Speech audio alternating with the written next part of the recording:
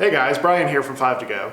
Today we're going to talk about a kind of tricky subject. It's something that a lot of people blow way out of proportion, and I think it's actually a lot easier than some people might have you think. There are a lot of people out there, especially on YouTube, that think you have to take all of your trucks and trailers to cat scales and have everything weighed and get everything perfect, and you have to do all sorts of this research and add all these numbers together and do trigonometry to figure everything out, and just it's really not that hard. So what we're going to do here today is we're going to talk about towing capacities, which is unloaded vehicle weights, gross combined weights, payloads, tongue weights, capacities, all of that stuff, and we're going to do it in 3 minutes. So it's really not that complicated. So let's go ahead and jump into everything. But before we do that, I have 2 quick disclaimers.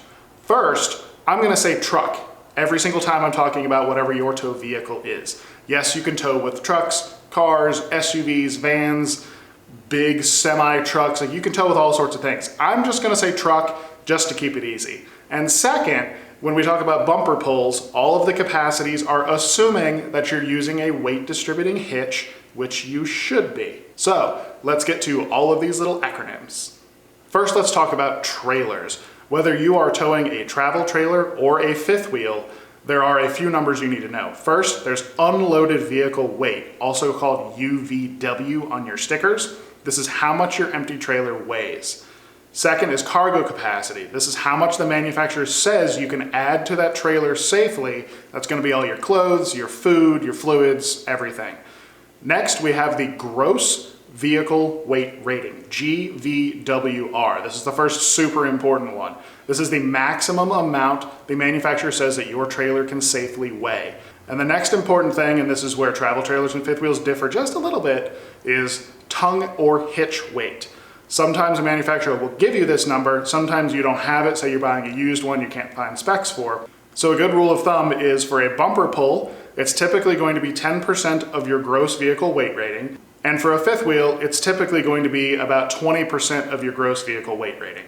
Next up, let's talk about trucks. The first important number is your curb or empty weight, and this obviously is how much your truck weighs when it's empty.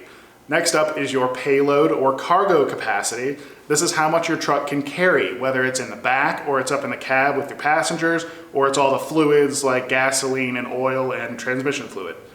Next up is your gross vehicle weight rating, your GVWR. Yes, this is the same acronym from the trailers, which is where it can get a little bit confusing, but we're going to keep using it. This is the maximum amount the manufacturer says that your truck can safely weigh by itself. Next up, and this is the big one for us, is the gross combined vehicle weight rating. This is either shown as GCWR or GCVWR. The important thing is the C. If you see the C in your acronym, this is the combined weight rating.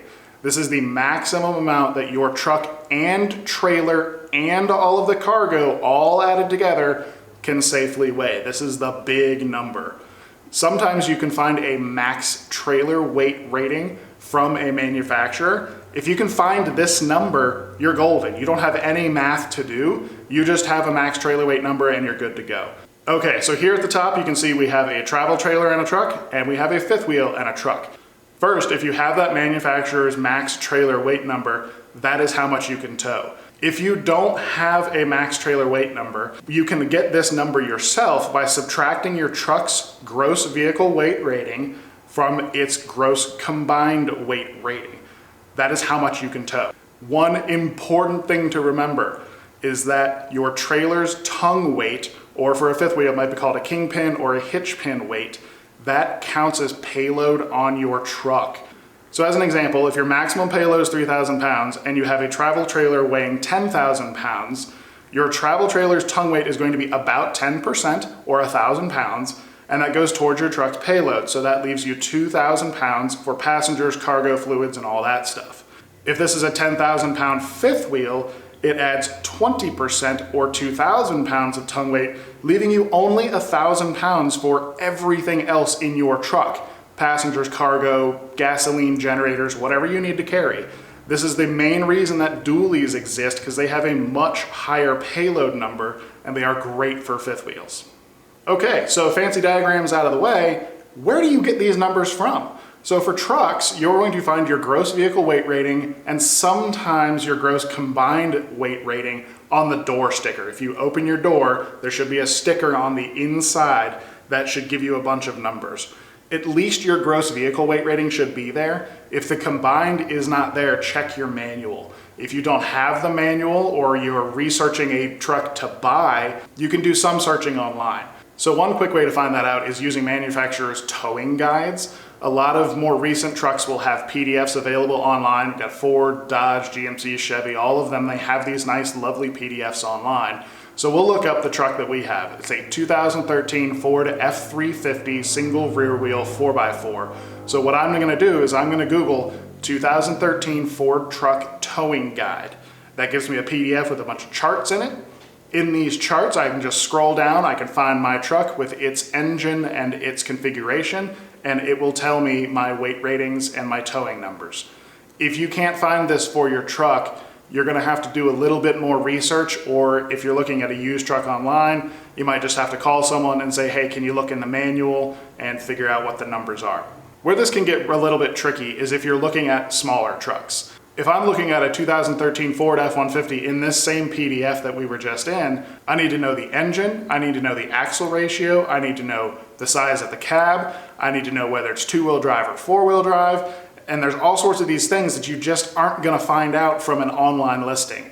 Now what about numbers for trailers? Thankfully, those are much easier to find, and there's also fewer of them. You can pretty much find those on a sticker on the side of the RV, or if you're just researching RVs online, you can almost always find them in the listings for trailers. So these are very easy to find. Even if you have an older model, a lot of times listings on RV Trader and other sites like that will have a nice spec sheet that has all of your numbers. Now be careful though, especially with older rigs, sometimes the numbers that they list might not actually be the correct numbers. I've actually seen a couple listings online where the unloaded weight was listed as the gross weight, and when you're talking about a 7,000 pound trailer and its gross is about 9,000 pounds, that 2,000 pounds can make a very big difference. Okay, so I just threw a whole bunch of numbers at you and a whole bunch of acronyms at you. Let's put it into practice. I have 4 example trailers and 4 example trucks, and I'm gonna list out all the numbers for these, and we're gonna say which truck can pull which trailer, and if it can't, why. So first up, I have a 2013 Shadow Cruiser 280 QBS for sale here locally in Colorado. It's a 31-foot travel trailer and only has one slide. Its unloaded weight is 5,085 pounds and its gross is 7,530 pounds. Next up, we have the RV that we owned. It's a 2018 Grand Design Reflection 312 BHTS. It's a 37-foot travel trailer with 3 slides. Unloaded, it's just shy of 9,000 pounds, and the gross is just shy of 11,000 pounds. Our third RV, we're gonna get up into some fifth wheels. We've got a 2019 Jayco Pinnacle 32 RLTS. This is a 36-foot fifth wheel. It's a rear living model with a king bed up front. Unloaded, we're at 12,585, and fully loaded at 15,500. And our final example RV is a 2020 Grand Design Momentum 399TH. I went big on this one. It's a 43-foot toy hauler with a 13-foot garage and 2 patios. This unloaded is 15,900 and fully loaded up is going to be 20,000 pounds. So for our example trucks, I have a 2015 Chevy Suburban with a 5.3 liter V8 and a trailering package. The gross combined weight rating on this is 14,000 pounds. And from what I could find online, the max trailer weights for a 2-wheel drive model are 8,300 pounds, and for a 4-wheel drive model is 8,000 pounds. Let's talk about which RVs this one can tow from our list. The Shadow Cruiser, not gonna be too much of a problem. The gross weight rating of that trailer is less than both of these towing numbers for the Suburban. The 312 BHTS is too heavy for a Suburban, even unloaded. Now, when we talk about fifth wheels, it's a Suburban, not a pickup truck, so it can't even tow a fifth wheel. Next up, I have a 2010 Ford F-150 with a 5.4 liter V8 Super Crew 4x4. Now, this is where we get into the gear ratio. Without knowing that or being able to see GCWR on the door sticker or in the manual, all I can find out is that this truck can pull either 8,300 pounds, 9,700 pounds, or 11,200 pounds. That is a almost 3,000 pound difference between different models of this truck. This is one of those things that makes shopping for trucks online pretty tricky. So let's get to the RVs. Can this tow the Shadow Cruiser? Yes, it absolutely can. Can this tow the 312 BHTS? Maybe. It depends on the axle ratio. Now for the fifth wheels, this truck cannot pull either of those. Next up, we're going to look at the truck that we had. It's a 2013 Ford F350 single rear wheel, four-wheel drive. The gross combined rating on this truck is 23,500 pounds. According to Ford's documents, the max we could pull off the bumper was 14,000 pounds, and the max as a fifth wheel is 15,900 pounds. So the first two travel trailers, no problem whatsoever. That 14,000 pound capacity is way heavier than either of those trailers. When we talk about the fifth wheels, this is where the single rear wheel kind of falls apart. The first fifth wheel, the Jayco Pinnacle, has a gross weight rating of 15,500 pounds. Ford's documents say that the F350 can pull 15,900, but that is too close for my comfort. And you're also going to have some payload issues because a fifth wheel of that size can add almost 3,000 pounds to the weight of the truck. If it can't pull that, it is certainly not going to pull that momentum. So let's look at the biggest, baddest truck I could find. Okay, if money is no issue, then maybe this truck is for you. This is a 2019 Dodge Ram 3500 4x4 Mega Cab Bighorn dually with a 6.7 liter inline six Cummins diesel with 4.10 gears. The payload on this truck is 5,420 pounds, and this is going to be important in a minute. And the gross combined weight rating of this truck is a whopping 43,000 pounds. According to Dodge's documentations, the maximum trailer weight for this guy is 33,020 pounds. So, first RV, can it tow it? Absolutely, it can tow like 5 of these things. Second one, yes, it can definitely tow a 312 BHTS. The fifth wheels, we've got the Pinnacle, can absolutely tow the Pinnacle, like no problem. And then the fourth one, we've got the big, huge honking Grand Design Momentum toy hauler with the huge garage and the gross weight rating of 20,000 pounds. That is not even close to this truck's 33,000 pound weight rating. Also, you can see with that payload number on this truck, this is where these dualies really, really shine. They can carry a lot of weight. So even if you have a single rear wheel truck that can pull a lot of weight, if you have this momentum that's going to be adding 4,000 pounds to the payload of the truck, you might not have any room for passengers or fluids or anything else in the truck. Hopefully all this information will help you go find your next truck and your next RV and make sure that they're a happy little couple that cooperate on the road for you. One thing to keep in mind though is one thing that I like to tell a lot of people is towing is not about what you can pull, it's about what you can stop. Just because you can get a 20,000 pound RV moving down the road does not mean you can safely stop it or turn it or maneuver it in any other way.